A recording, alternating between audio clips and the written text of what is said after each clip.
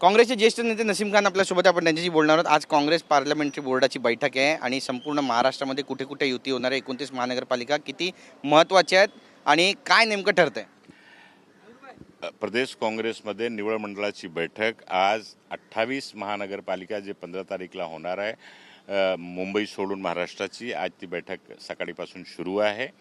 विदर्भ, पश्चिम महाराष्ट्र, मराठवाडा सहित कोकण जेवढी महानगरपालिका आहे आज संध्याकाळीपर्यंत आमचं काँग्रेस पक्षातर्फे उमेदवारांची यादी फायनल होऊन जाईल. काँग्रेसचा एकला चलोरेचा नारा आहे की काही ठिकाणी वंचित, काही ठिकाणी राष्ट्रवादी यांच्यासोबत पण युती करण्याचा मानस आहे? नाही, अशा प्रकारच्या मताच्या विभाजन होऊ नये त्या टाळण्यासाठी ठिकठिकाणी जिल्ह्यामध्ये प्रत्येक सर्व नेत्यांना ते सूचना देण्यात पूर्वीच आलेली आहे की तुम्ही तुमच्या स्तरावर स्थानिक महानगरपालिका, नगरपालिका, नगरपंचायतमध्ये ज्या ज्या समान पक्षाची गरज असेल तशी प्रकारची चर्चा करून गठबंधन करा आणि तशी प्रकारची चर्चा सुरू आहे. अनेक ठिकाणी महाविकास आघाडीचे जे घटक दल आहेत त्यांच्यासोबत आहे, दुसरं वंचित आघाडीसोबत अनेक ठिकाणी चर्चा सुरू आहे.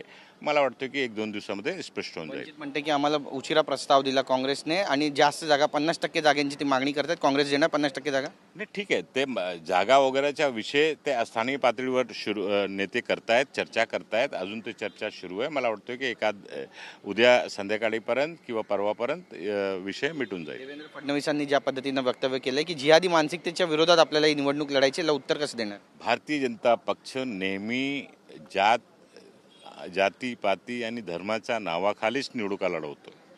आता एवढा स्तर खाली गेलेला आहे की नगरपालिका, नगरपंचायत आणि जिल्हा परिषदपर्यंत ते अशा प्रकारच्या हे विकासावर चर्चा का करत नाही आहे?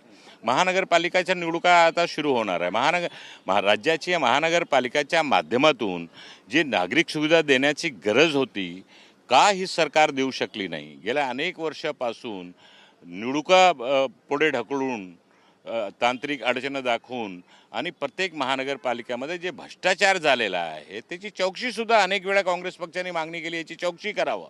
ती चौकशीसुद्धा झालेली नाही आजपर्यंत.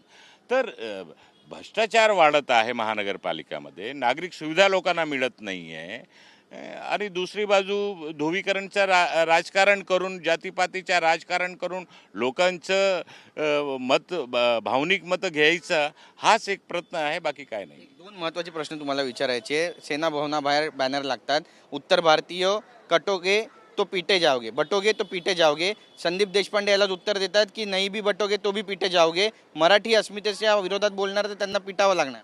या भारतीय जनता पक्ष कधी कटोगे तो बटोगे, कभी लो जिहाद, लैंड जिहाद, ओड जिहाद, हिंदू मुसलमान, हिंदुस्तान पाकिस्तान अशा प्रकारची चर्चा नेहमी प्रत्येक निवडणुकामध्ये चर्चा आणून मुख्य जो मुद्दा आहे, विकासाचा मुद्दा, नागरिक सुविधाचा मुद्दा, त्या मुद्द्याशी लोकांची दिशाभूल करण्याचा प्रयत्न या लोकांचा असतोय आणि काँग्रेस पक्षाने अशी कृत्य करणारे, असे वक्तव्य देणारे प्रत्येक नेता आणि प्रत्येक पक्षाच्या नेहमी विरुद्ध राहिलेला आहे, आता सुद्धा आहे.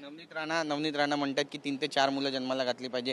किरीट सोमय्या ट्विट करतात ज्यामध्ये मुस्लिमांची संख्या किती वाढली ते सांगतात. मतांचं ध्रुवीकरण कोण करतंय? ध्रुवीकरण भारतीय जनता पक्षच करतोय. ध्रुवीकरण करण्याचा इतिहास त्यांनीच रेकॉर्ड ब्रेक केलेला आहे या देशामध्ये. प्रत्येक निवडणुकामध्ये, प्रत्येक राज्याच्या चुनावामध्ये, लोकसभा असो, विधानसभा असो, महानगरपालिका असो, नगरपालिका असो, नगरपंचायत असो, सगळीकडे ध्रुवीकरण, जातपातीच्या राजकारणावरच चर्चा करत असतात. तुम्ही काय आवाहन करणार मतदारांना? मतदारांना एवढंच आवाहन करणार की काँग्रेस पक्षला साथ देण्याचं काम करा. काँग्रेस पक्ष संपूर्ण देशामध्ये आज या देशाची लोकशाही, देशाच्या संविधान आणि देश आणि राज्य आणि शहराचा विकास करण्यासाठी कटिबद्ध आहे आणि काँग्रेस पक्षाला सोबत आला पाहिजे आणि जाती, धर्म आणि जे लोक या संविधान आणि लोकशाहीला ज्यांनी कमजोर करून टाकलेला आहे अशा लोकांना धडा शिकवा. बातचीत केल्याबद्दल. कॅमेरा पर्सन अमित शिगवणसह गिरीश गायकवाड, TV9 मराठी, मुंबई.